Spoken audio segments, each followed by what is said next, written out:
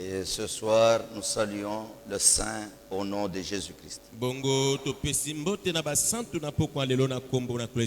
Et nous saluons également tous ceux qui nous suivent en ligne au nom de Jésus-Christ.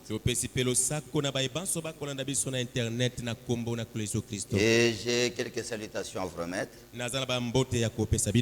Le frère Kalele, notre berger de Kasumbalesa. Le frère Jean Kizele, son associé. Le serviteur de Dieu Jean Geleka de Kasumbalesa.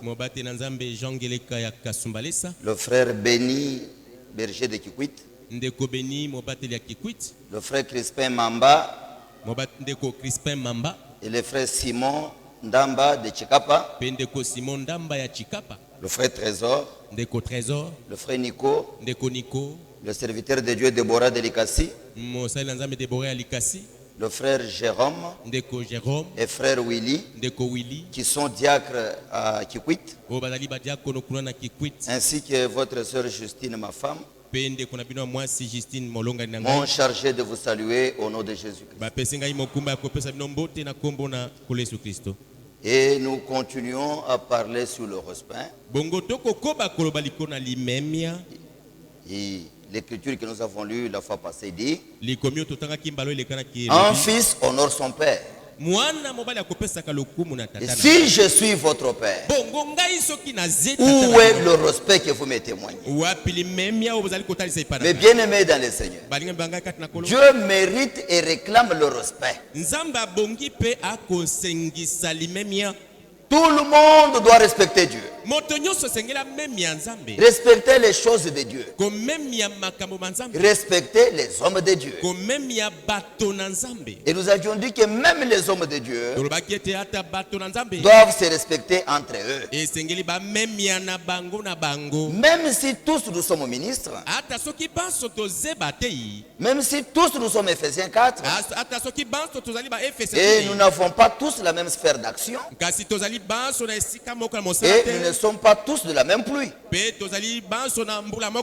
respect doit régner parmi nous. Et nous avions dit que beaucoup de gens aujourd'hui n'ont pas le respect pour le mandat divin. Et notre frère Franck, et comme notre frère Branham, ils ont reçu de Dieu des mandats spéciaux. Bien qu'ils soient des Éphésiens 4, mais ils ont reçu de Dieu des mandats spéciaux et méritent une attention particulière. Le respect doit régner parmi nous. Levons-nous pour honorer la lecture de la parole. Ouvrons nos Bibles dans Psaume 105. Vous pourrez lire tous les chapitres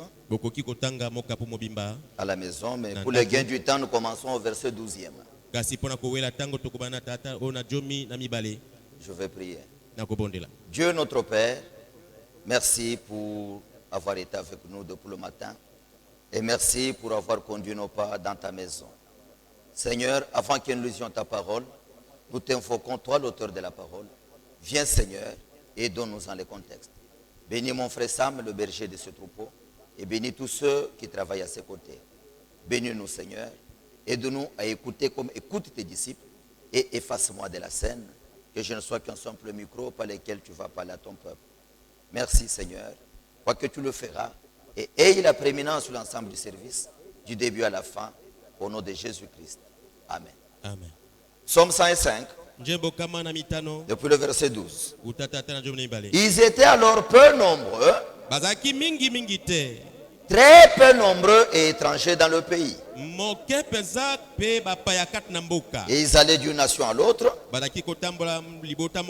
et d'un royaume vers un autre peuple. Mais il n'est permis à personne de les opprimer. Et il châtia des rois à cause d'eux. Ne touchez pas à mes oins et ne faites pas de mal à mes prophètes. Que Dieu bénisse la lecture de sa parole. Veuillez vous asseoir. Le respect. Mais bien aimé, l'écriture que nous venons de lire dit ils étaient peu nombreux. Très peu nombreux. Regarde-nous ici. Par rapport à la population de Delvaux, qu'est-ce que nous représentons? Nous sommes un groupe comme ça. Nous sommes peu nombreux, très peu nombreux et étrangers dans le pays. Kinshasa n'est pas chez nous.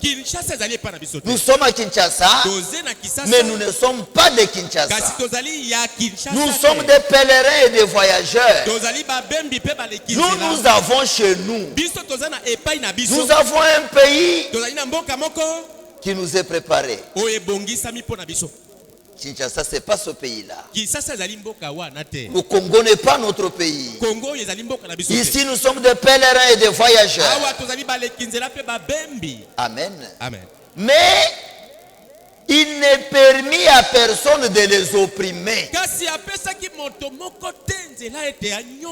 Dieu ne permet pas que les pécheurs se moquent de son peuple. Et il châtia des rois à cause d'eux.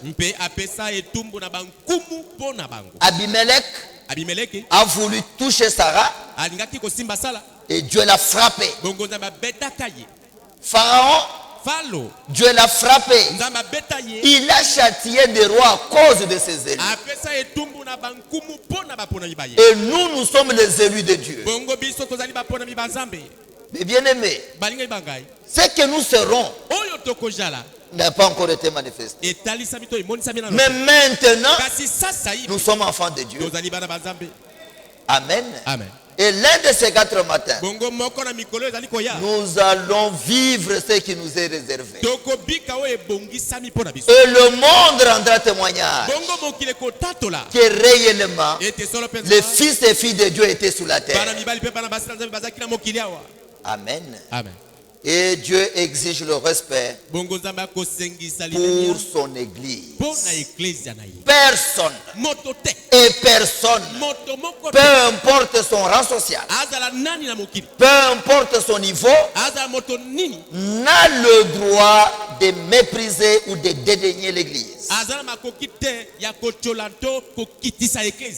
Peu importe ce qu'il y a. Parce que l'église, ce sont les appelés à sortir. Ce sont les gens séparés et mis à part. L'église, c'est la peau de Dieu. L'église, c'est le voile de Dieu. C'est son institution. C'est la colonne et l'appui de la vérité. Pas d'erreur. Pas d'interprétation. Ce n'est pas un pieux château de mensonges. C'est l'attente d'assignation. L'attente des révélations du Dieu Tout-Puissant ici sur la terre. L'église, c'est la portion de Dieu. Et elle est ointe de l'Esprit de Dieu. Amen. L'église du Seigneur, elle est sous la protection du sang.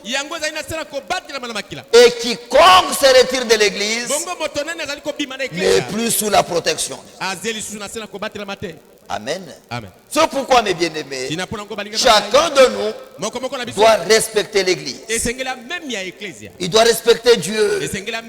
Il doit respecter les choses de Dieu.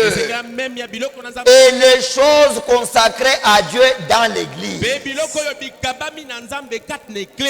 Tout ce qui est consacré à Dieu doit être respecté. Et ceux qui manipulent cela doivent le faire avec respect. Ça, c'est la maison de Dieu. Et quand nous sommes venus, chacun a dit, je vais à la maison de Dieu. Et on doit prendre cette maison avec beaucoup de considération et l'entretenir avec beaucoup de soin. Même celles qui torchonnent la maison de Dieu doivent le faire avec respect. Parce que c'est la maison de Dieu. Amen. Amen. Mais bien aimé, on doit respecter tout ce qui est consacré à Dieu dans l'église. Et ne pas faire comme Belshazzar. Quand Dieu l'a élevé au rang du roi, l'orgueil l'a saisi. Mais bien aimé, souvent, quand la prospérité vient, on oublie Dieu. On devient orgueilleux.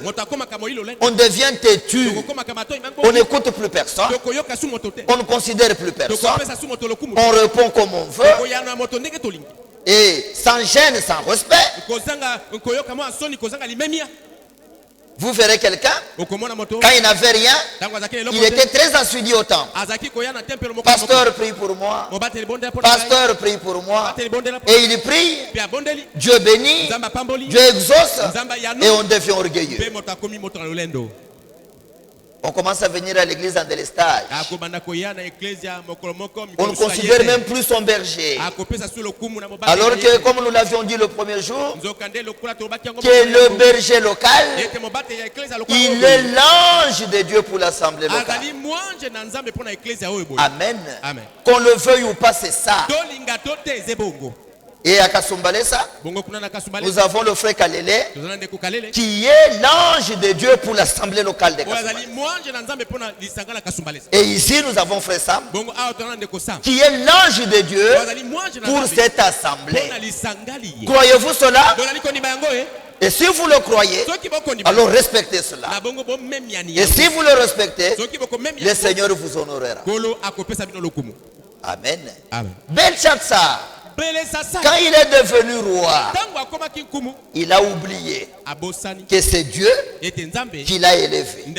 Parce que toute élévation vient de Dieu. Et toute autorité vient de Dieu.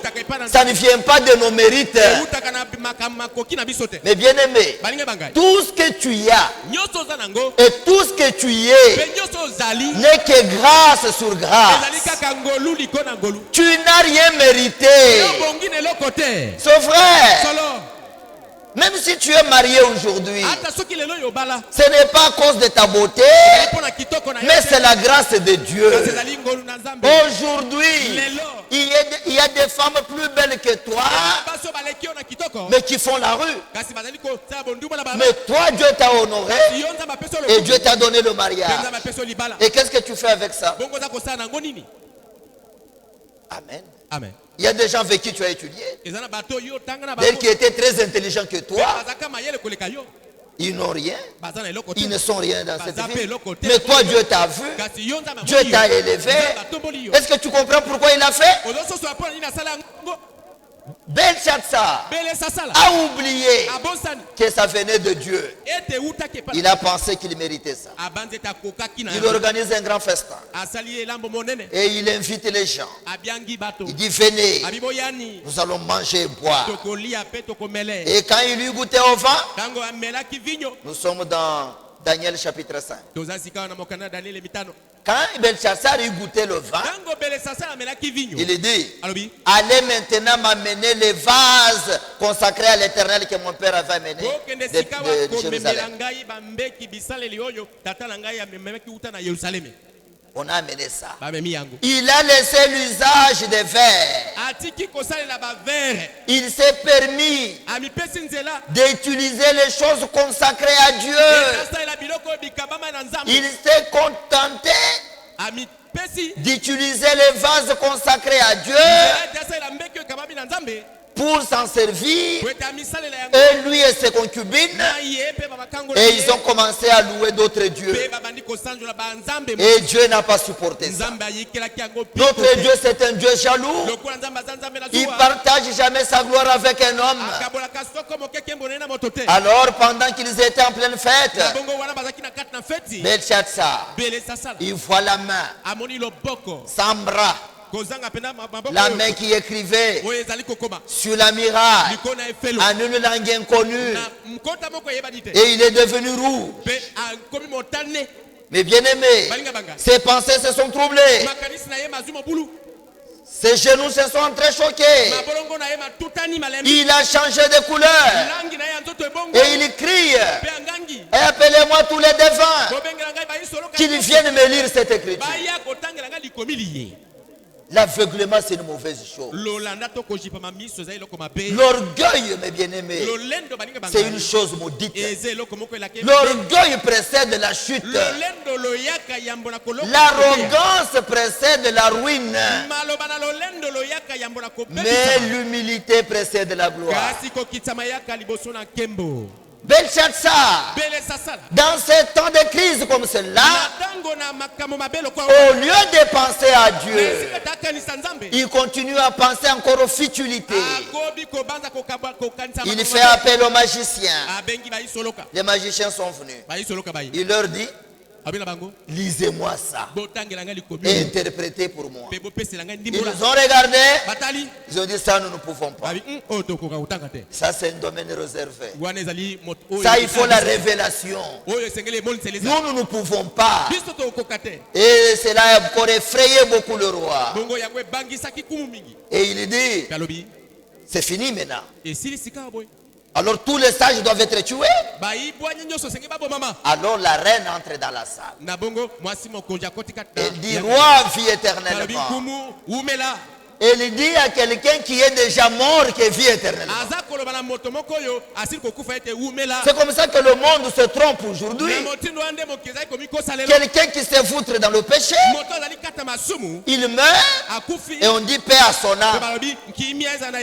Ça c'est une comédie. Quelle paix à son âme? Sur la terre il était encore un peu bien. Et après sa mort, c'est le début de souffrance.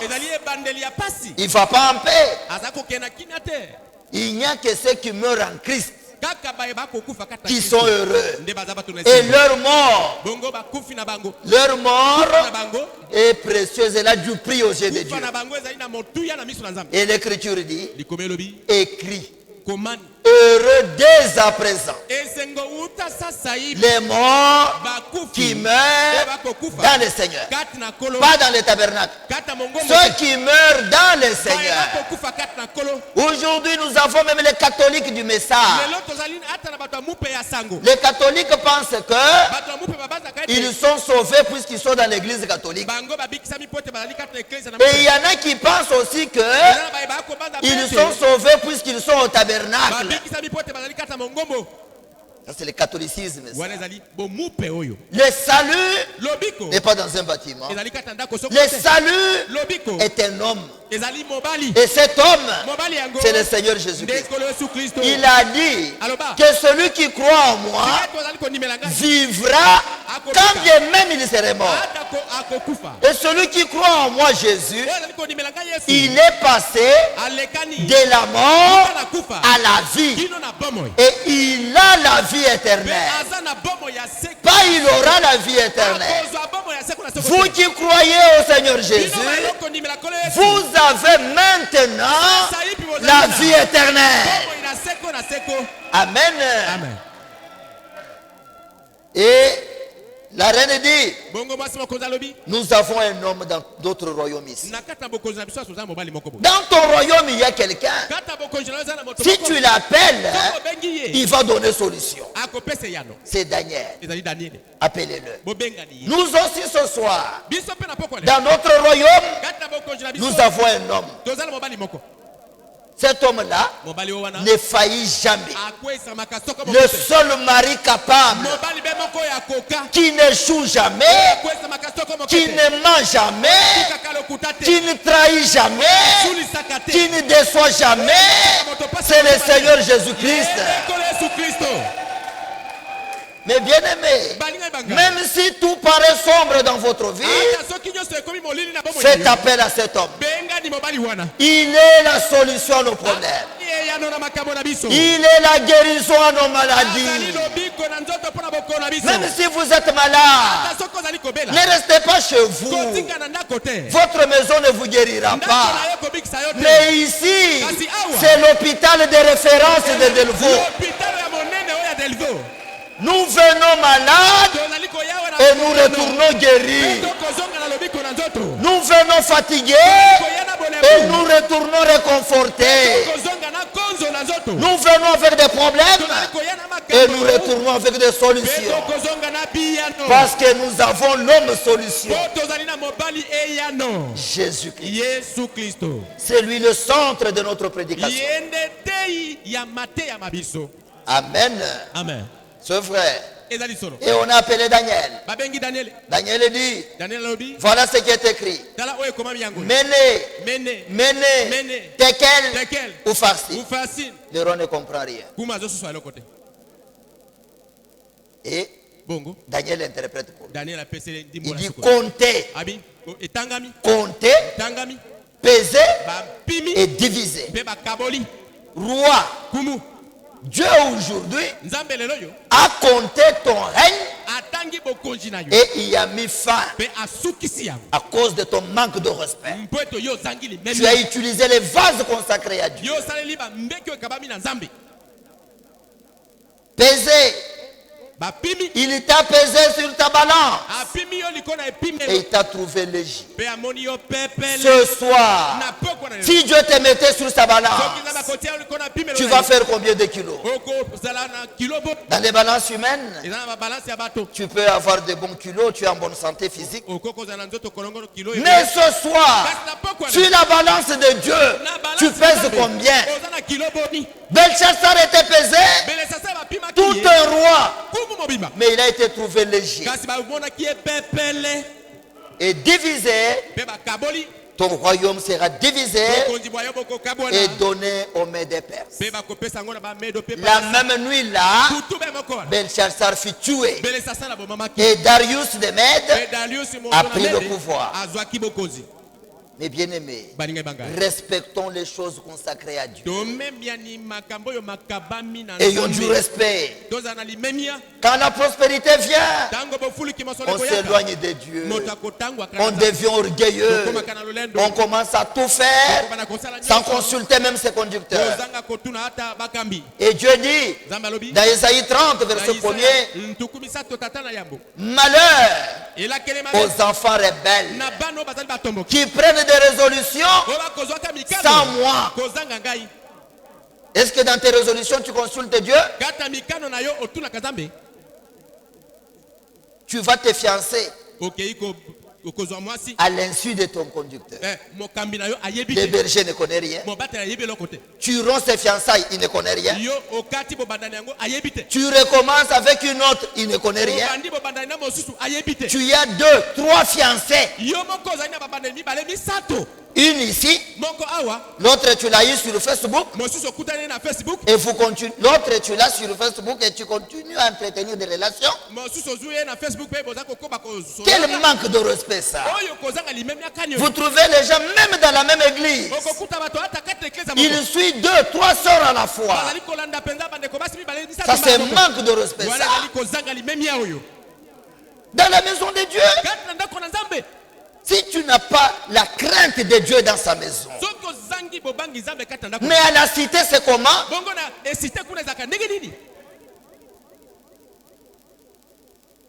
Et William Branham donne un conseil, il dit, parlez à votre pasteur à propos de toutes petites choses. Est-ce que le mariage est une petite chose? Tu t'engages avec légèreté. Il y a des gens qui se marient même à l'insu des conducteurs.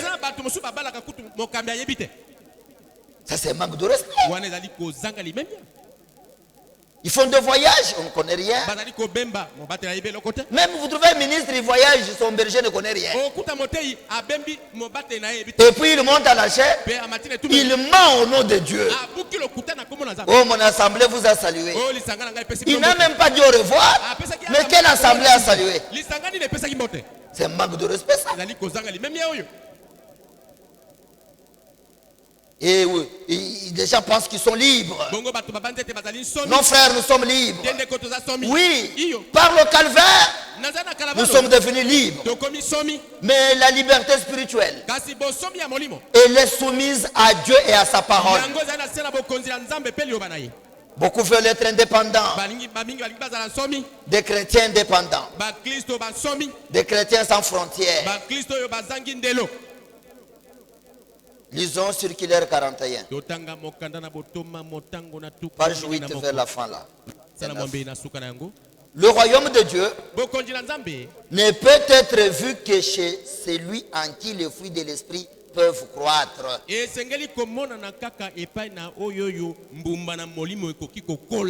Comment, par exemple, des personnes pourraient-elles un jour entrer dans le royaume de Dieu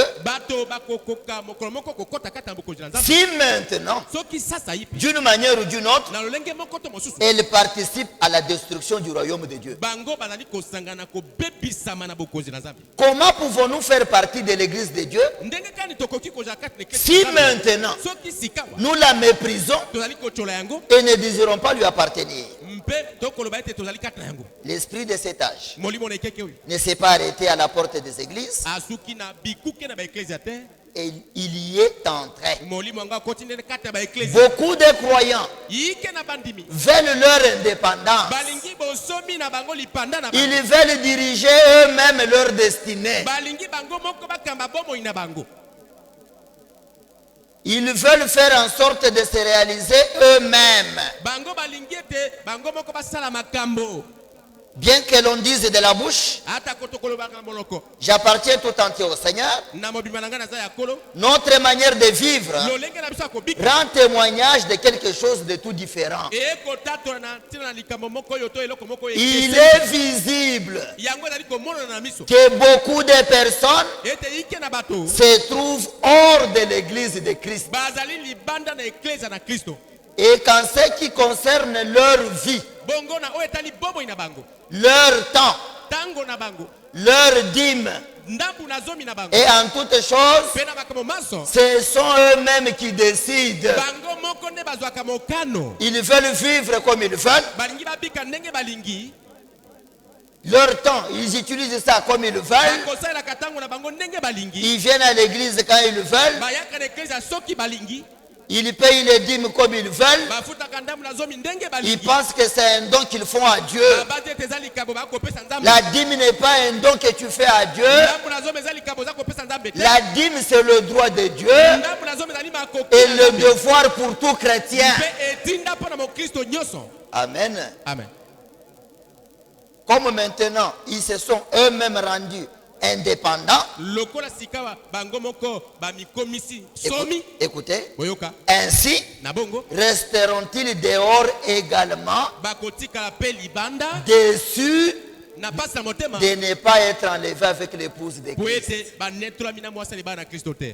Il faut que chacun connaisse de quelle manière l'ennemi l'emploie pour faire des dégâts au milieu du peuple de Dieu par son moyen. Amen. Amen. Chacun doit reconnaître ça. Comment l'ennemi t'utilise? Est-ce que tu participes à la construction ou à la destruction de l'œuvre de Dieu? C'est pourquoi, mes bien-aimés, tout le monde doit respecter l'église. Et quand vous persécutez un membre du corps, c'est Jésus que vous persécutez. Et il a été dit à Saul de Tarse, il te serait dur de régimer contre les aiguillons. Parce que chaque fois que tu persécutes ces gens, c'est moi Jésus que tu persécutes. Et quand Saul a entendu ça, il a dit, Seigneur, que veux-tu que je fasse? Il était tout tremblant. Mais toi, tellement que tu es habitué à la parole, c'est comme ça qu'on a toujours dit. D'ailleurs, on nous a dit que Jésus revient. Oh, il est à la porte. Oh, il est là. Mais jusqu'à présent, Mais bien aimé, laissez les moqueurs se moquer. Mais ce que Dieu a promis s'accomplira certainement. Et tout ce qui était en Jéhovah a été déversé en Jésus. Et tout ce qui était en Jésus a été déversé, non pas dans un seul individu, mais dans son église entière. Et bientôt, mes bien-aimés, très bientôt, l'église va vivre cette plénitude de l'esprit. Et le monde verra la manifestation des fils de Dieu. Et la différence sera nette et claire. Comme Malachie 3 verset 18 dit, vous verrez de nouveau la différence entre celui qui craint Dieu et celui qui ne le craint pas. Aujourd'hui nous sommes mélangés, nous sommes confondus. Mais un temps vient, nous nous dirigeons vers le mont Carmel. Et la différence sera nette et claire. Le temps vient où aucun de méchants ne résistera dans l'assemblée des saints. Il dit, vous verrez de nouveau la différence entre celui qui me sert et celui qui ne me sert pas. Amen. Amen. Chacun de nous doit avoir le respect. Et nous devons apprendre à nos enfants la crainte de Dieu, à respecter Dieu, à respecter les choses de Dieu, et à respecter la maison de Dieu. Amen. Amen. Et Dieu exige le respect pour sa parole. Amen. Amen. On ne doit pas s'habituer à la parole. Cette Bible, nous la respectons. Parce que la Bible, c'est Dieu sous forme d'écriture. Dieu et sa parole sont une seule et même chose. Tu ne peux pas dissocier Dieu de sa parole. Dieu dit ce qu'il pense et il pense ce qu'il dit. Il ne commet jamais d'erreur.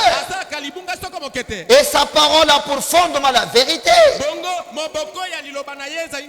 Selon Psaume 119, verset 160. Et quand la parole est prêchée, elle peut blesser.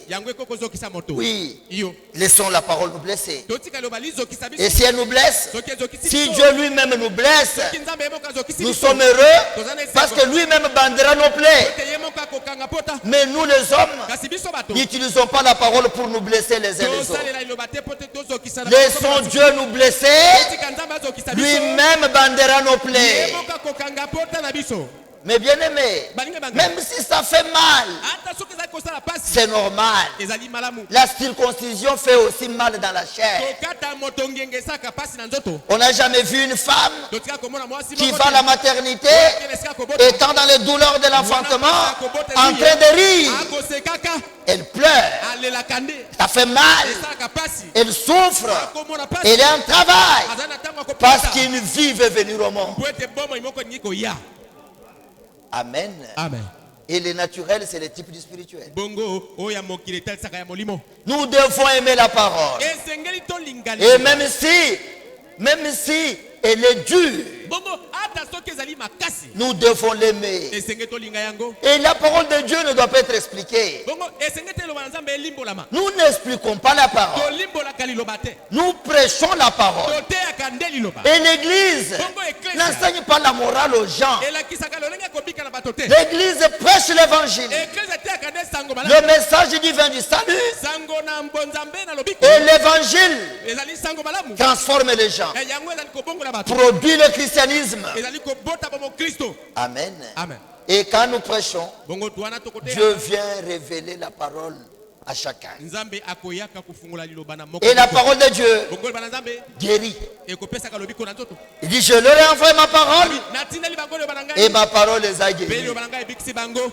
Ce soir, ceux qui ont des cœurs disposés, ne fût-ce que par l'écoute de la parole, même s'ils avaient des maladies dans le corps, ils recevront leur guérison ce soir. La parole guérit et les maladies du corps et la maladie de l'âme. Mais les interprétations et les enseignements corrompus rendent malades. C'est pourquoi, disons comme Jérémie, comme il dit dans Jérémie 15, verset 16, il dit, Dieu, chaque fois que tes paroles, tes ordres me sont donnés, j'en ai fait ma nourriture. Est-ce que tu fais de la parole de Dieu ta nourriture? Aimons la parole. C'est la nourriture que Dieu nous a envoyée. Amen. Amen.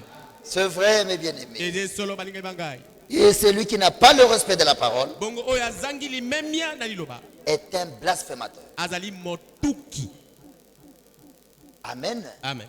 Et celui qui a la parole de Dieu, celui qui respecte la parole de Dieu, il croit aux promesses.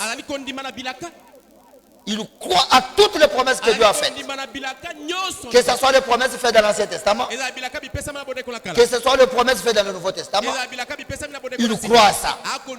Et il ne mettra jamais la parole de côté. Il ne trie jamais la parole. Il prend toute la parole. Et quand la parole est prêchée, on doit écouter ça avec joie. C'est pourquoi nous disons Amen à la parole. C'est pour montrer que nous sommes dans la joie d'entendre notre époux nous parler. Ce qui réjouissait Rebecca, ce n'était pas quand Eliezer parlait seulement, mais c'est lorsque Eliezer lui parlait d'Isaac. Et cela réjouissait le cœur de Rebecca. Et nous aussi, quand on nous parle de notre Isaac, nous sommes dans la joie. Parce qu'il est parti nous préparer une place. Et un jour il va venir nous chercher. Et quand il viendra, nos pleurs cesseront. Les peines du chemin seront oubliées. Et il essuiera nos larmes. Nous serons consolés.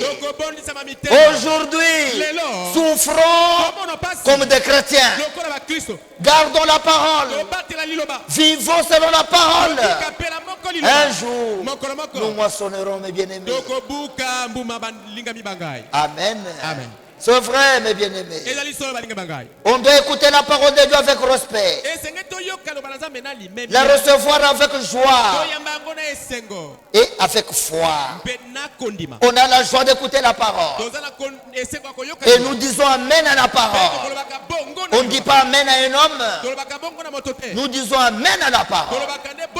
On n'a pas d'Amen provocateur. Amen. C'est-à-dire,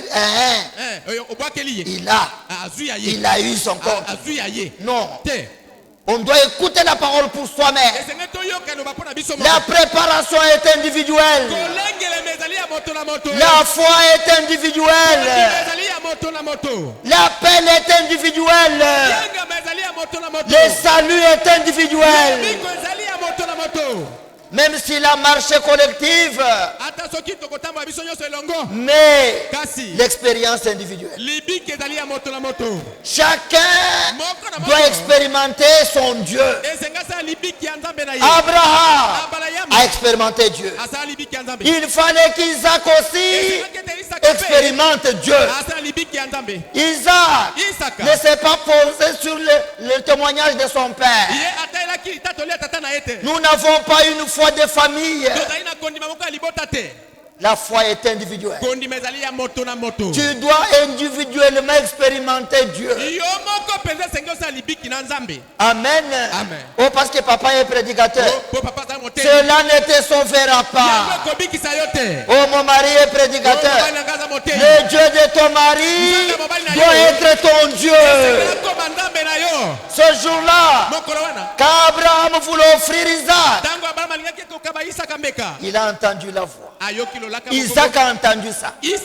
On n'a pas expliqué à Isaac. Dieu dit, Abraham, je vois maintenant. Ne fais pas du mal à ton fils. Je vois maintenant que tu me crains. Et ce jour-là, le Dieu d'Abraham est devenu le Dieu d'Isaac. Amen. Amen. Nous aussi, comme Isaac, nous sommes enfants de la promesse. C'est nous les vrais enfants de la promesse.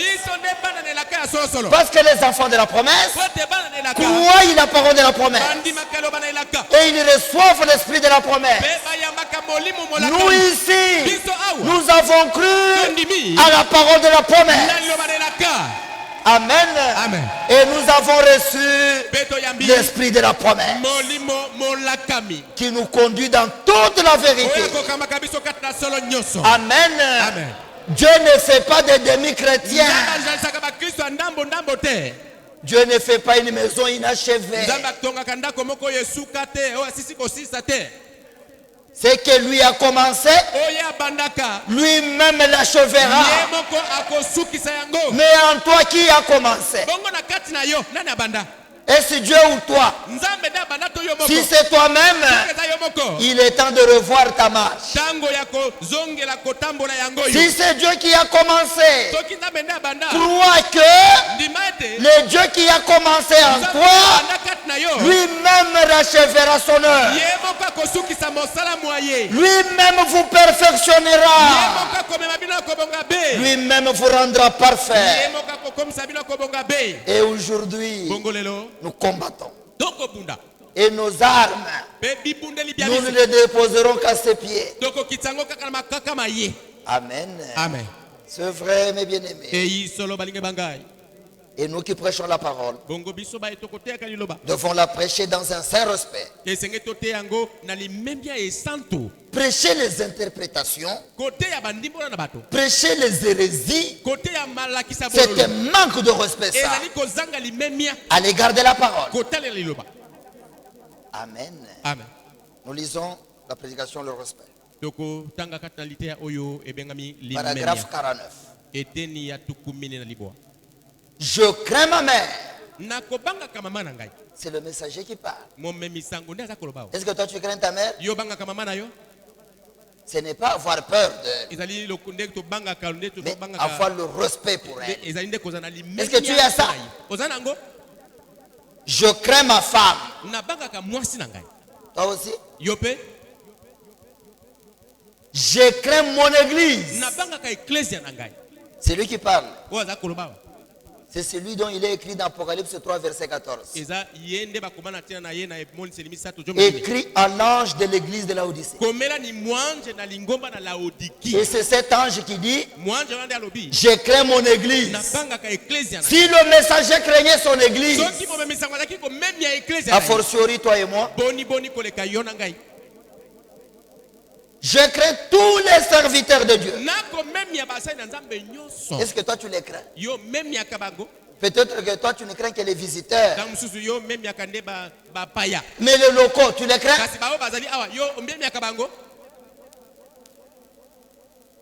Dans le souci de ne pas mettre sur leur chemin une pierre d'achoppement. Je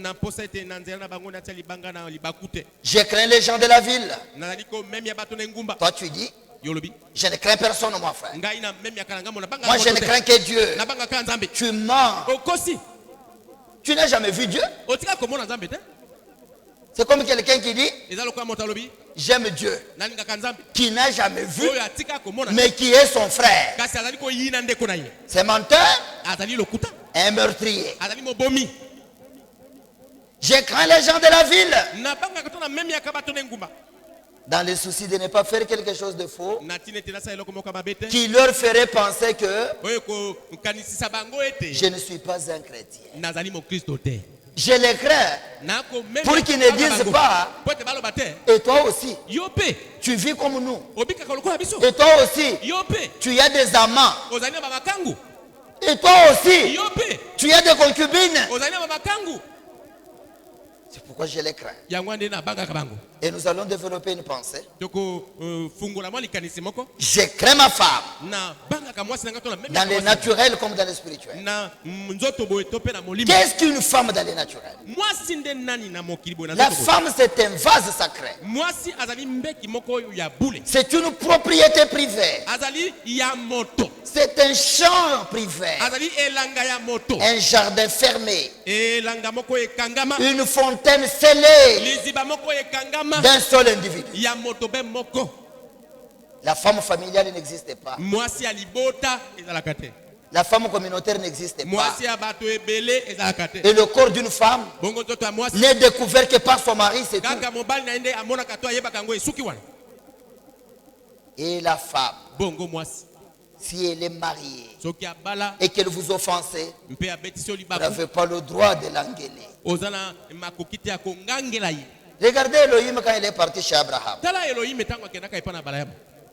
Il pose la question à Abraham. Abraham, où est Sarah ta femme? Abraham n'a pas dit. Sarah, je ne sais pas, il était seulement ici, je ne sais pas, il est parti. Abraham était sûr. Et il dit, Sarah est là derrière à la tente. Et toi, quand tu te déplaces, ton mari connaît? Et quand Elohim fait la promesse à Abraham, Sarah arrive là derrière. Et Dieu dit, il n'a pas dit, Sarah, pourquoi tu arrives? Il a vu Sarah arriver. Mais il dit à Abraham, explique-moi pourquoi Sarah arrive.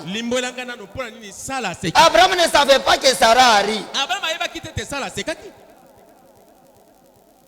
Amen. Ça doit nous apprendre. On s'adresse aux responsables. Amen. Mais vous trouvez quelqu'un? Lui traite toujours avec les femmes. La femme, c'est un corps sans tête. Et la tête de la femme, c'est son mari. Quand l'homme est là, tu ne viens pas. Quand son mari s'en va, maintenant toi tu viens. Et ça ne va pas. Et la femme, c'est un don du ciel. Proverbe 18, 22 dit, celui qui trouve une femme trouve le bonheur. Ma soeur, ton mari peut dire qu'il a trouvé du bonheur en te trouvant. Regardez quand Dieu avait frappé Méda. William Branham s'est mis à intercéder en faveur de lui. Il dit, Seigneur, Méda est une bonne femme pour moi. Il n'avait pas l'intention de faire ça. Pardonne, Seigneur. Ton mari peut aussi dire ça sur toi. Ou bien il va dire, Seigneur, tu y es témoin, tu y as vu toi-même. Comment cette femme me maltraite et me persécute. Ça c'est une prière, ça? Ou c'est une accusation?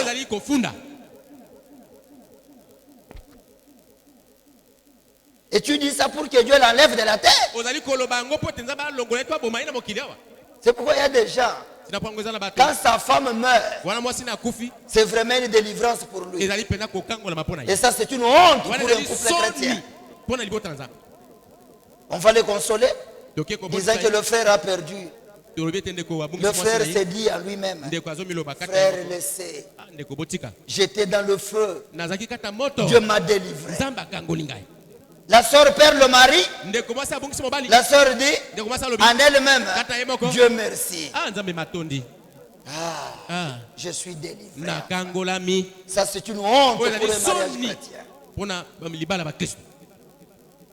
Amen. Et Proverbe 14, 19, verset 14 dit, on peut hériter de ses pères des maisons et des richesses.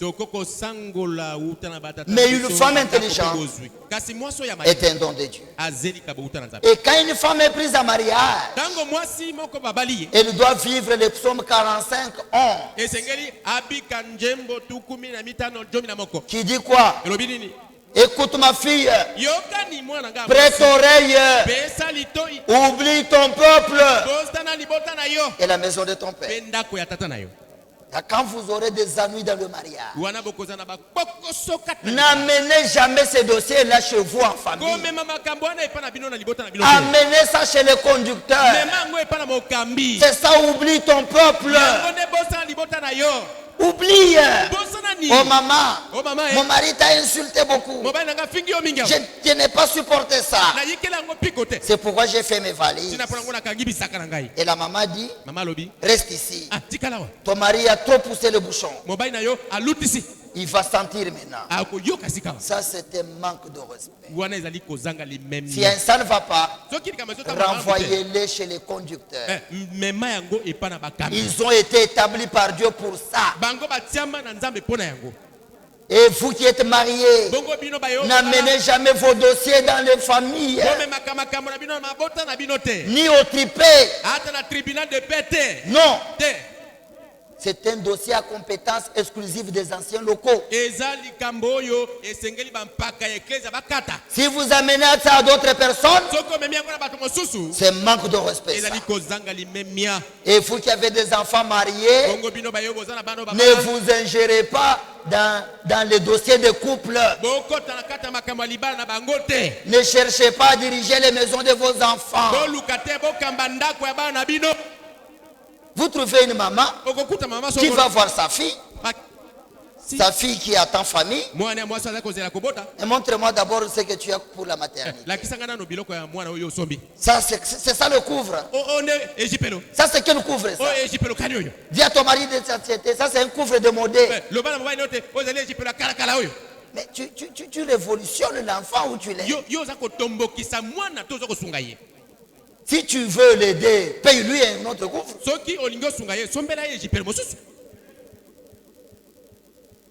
Amen. Amen. On doit avoir le respect et des limites. Chaque jour, tu vas chez l'enfant. Tu vas faire quoi?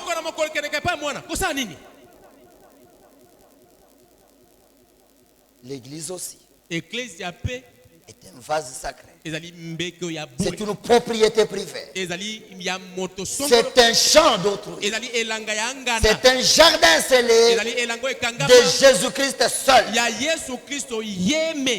L'église n'est pas la propriété des prédicateurs. Les prédicateurs peuvent avoir le bâtiment. Mais l'église, c'est la propriété de Jésus. Jésus-Christ, lui seul, a payé le prix le plus élevé et le plus précieux pour que nous soyons sa propriété privée. Et si vous lisez Isaïe 63, depuis le premier verset, on pose la question. Qui est celui-là qui vient de Bostra? Il dit c'est moi. C'est moi qui ai promis le salut. Et c'est moi qui ai le pouvoir de délivrer. Aucun prédicateur ne sauve. Aucun prédicateur ne délivre. C'est le domaine de Dieu. Et on lui pose la question. Pourquoi tes vêtements sont-ils rouges? Il dit j'étais seul à fouler au pressoir. J'étais seul à Gethsemane. J'ai pris la coupe seul. J'ai souffert seul. J'étais seul à Golgotha. Seul je payais le prix. Seul je versais le sang. J'ai regardé parmi les gens. Personne pour m'aider. Jésus était seul. Il a souffert seul. Et il a vaincu pour toi et pour moi. Amen. Amen. C'est celui à qui appartient l'église. C'est sa propriété. Et quiconque vient au Seigneur doit vivre aussi le psaume 45, 11. Il doit expérimenter. Il doit constater la mort du vieil homme. On ne doit pas divorcer avec le vieil homme. Non. Parce que si on divorce, on peut se réconcilier. Mais il s'agit de la mort. Chacun de nous doit mourir à son propre moi. Le vieil homme doit mourir. Les vieilles habitudes doivent disparaître. Amen. Amen. Et on doit croire. C'est pourquoi vous et moi, nous sommes heureux. Remercions le Seigneur qui nous a rendus capables de croire selon les Écritures. Et comme le disent les Écritures. Mais bien aimés, le Dieu qui nous a sauvés, il a mis à nous le désir d'obéir à la parole et de la mettre en pratique. C'est pourquoi un enfant de Dieu ne pêche pas intentionnellement. Jamais. Mais bien aimé, croire le message, c'est une grâce. Ce n'est pas un slogan. Je crois le message. Non. Croire le message, c'est obéir à Dieu et à sa parole. Il n'y a que deux paires de chaussures. La foi qui marche avec l'obéissance ou l'incrédulité qui marche avec la désobéissance. Et toi tu portes quelle paire de chaussures? Croire le message, c'est se séparer du monde et des systèmes.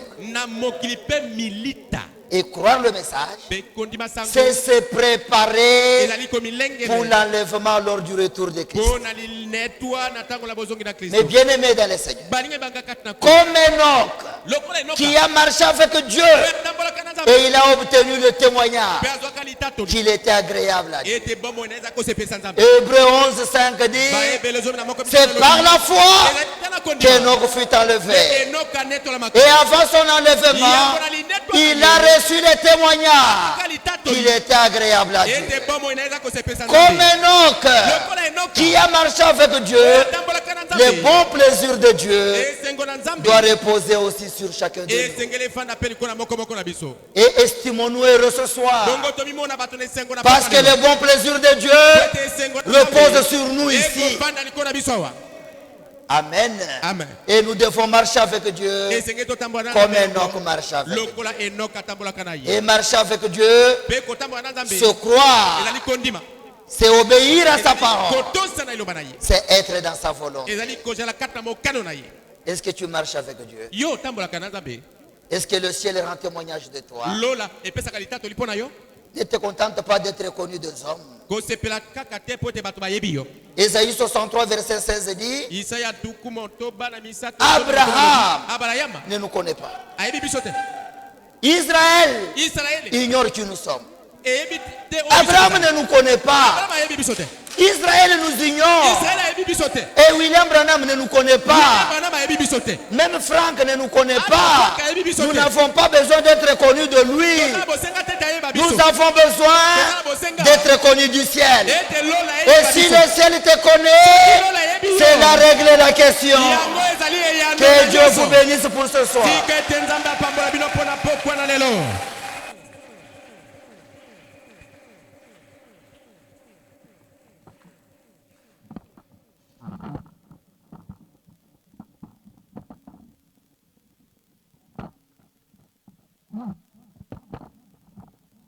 Que notre Dieu soit loué. Qu'il bénisse son serviteur. Qu'il nous bénisse aussi. Nous levons pour la prière.